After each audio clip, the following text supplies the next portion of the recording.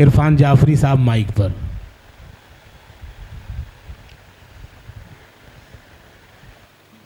بہت شکریہ شکیل بھائی.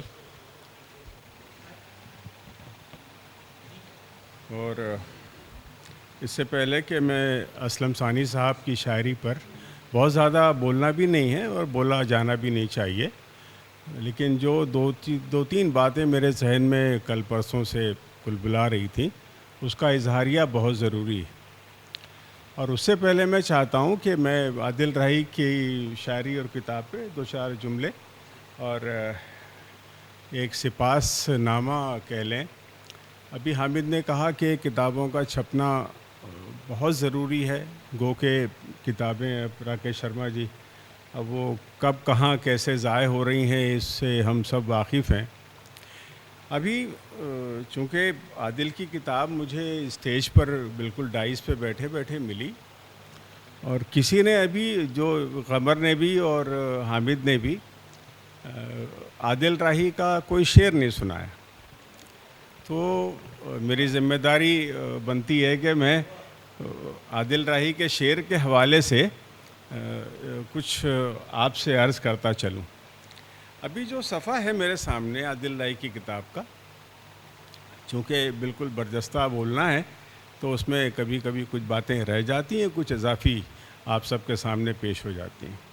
یہ جو صفحہ 40 کی غزل ہے، اس میں شکیل بھائی اور ندیم بھائی اور عادل اسلم صاحب اور دوستوں کہ مسکراتے ہم سبھی ہیں، لیکن جب کسی غم کے تسلط میں مسکرانا پڑتا ہے تو وہ جو مطلب بنتا ہے عادل راہی کے ہاں اس طرح بنتا ہے کہ تمہارا ہجر مناتا ہوں مسکراتا ہوں، تمہارا ہجر مناتا ہوں مسکراتا ہوں، میں دل کا درد چھپاتا ہوں مسکراتا ہوں.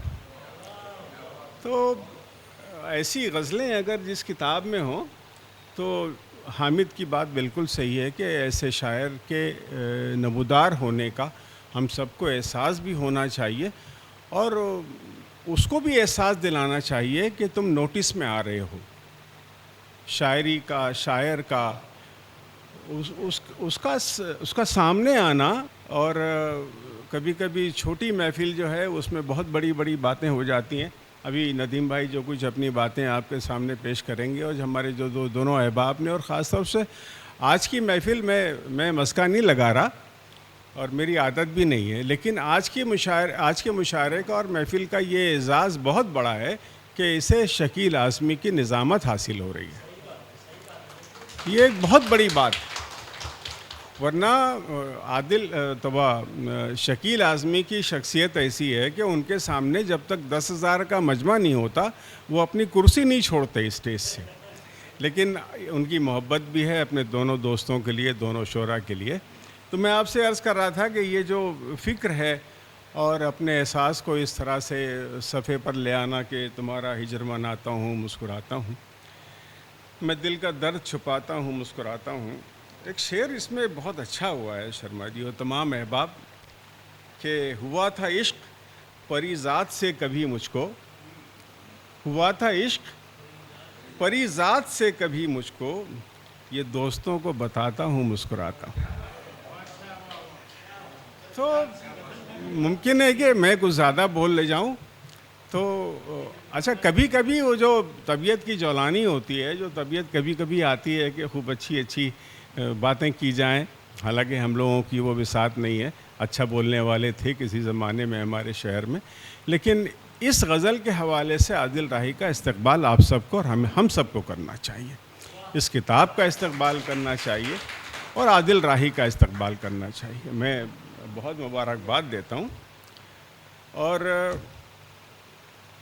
کچھ زیادہ تو نہیں ہو رہا.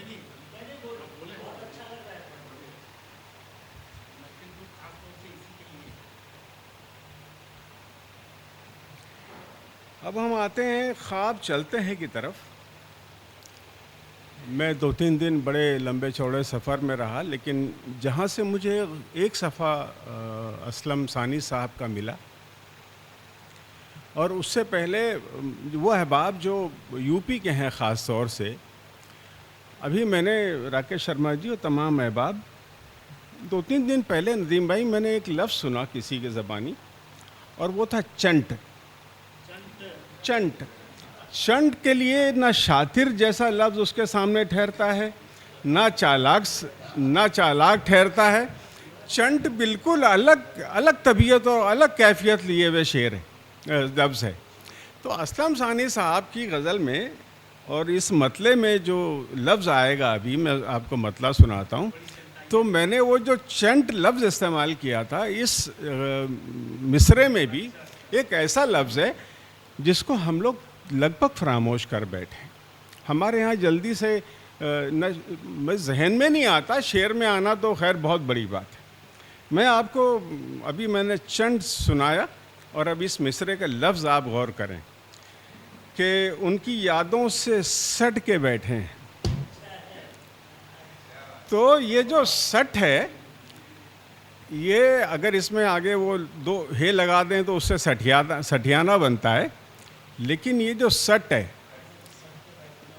اب میں اگر غلط کہہ رہا ہوں تو آپ اس لفظ کو محسوس کیجئے کہ جیسے یہ ندیم بھائی اور حامد بیٹھے ہوئے ہیں ہے نا، تو یہ تمام احباب، آپ تمام احباب اشتیاق کسی اپنے دوست کے ساتھ بیٹھے ہوئے ہیں. ہم کبھی نہیں کہیں گے، ہم بس یہی کہیں گے کہ یہ نزدیک بیٹھے ہیں، پاس بیٹھے ہیں. لیکن جمشید پور صرف لوہوں کا شہر نہیں ہے، لوہے کا شہر نہیں ہے. جمشید پور موم کا بھی شہر ہے جہاں سے اسلم ثانی آتے ہیں. تو اب شعر میں پورا کر دیتا ہوں کہ ان کی یادوں سے سٹ کے بیٹھے ہیں اس لیے خود سے ہٹ کے بیٹھے. اب ممکن ہے کہ وہ پہلے ہٹ آیا ہوگا اور بعد میں کہیں کھینچ تان کے سٹ لایا گیا ہوگا، لیکن یہ خلاقی ہے اور یہ سب کو نصیب نہیں ہوتی. جو لوگ ثانی ہوتے ہیں ان کے یہاں ہی ایسا لفظ بہت سامنے سے آتا ہے. اور ایک شعر اور سنا کے میں اپنی جگہ لینا چاہتا ہوں کہ یوں ہی روشن نہیں بدن ان کا، یوں ہی روشن نہیں بدن ان کا، چاند تارے لپٹ کے بیٹھے.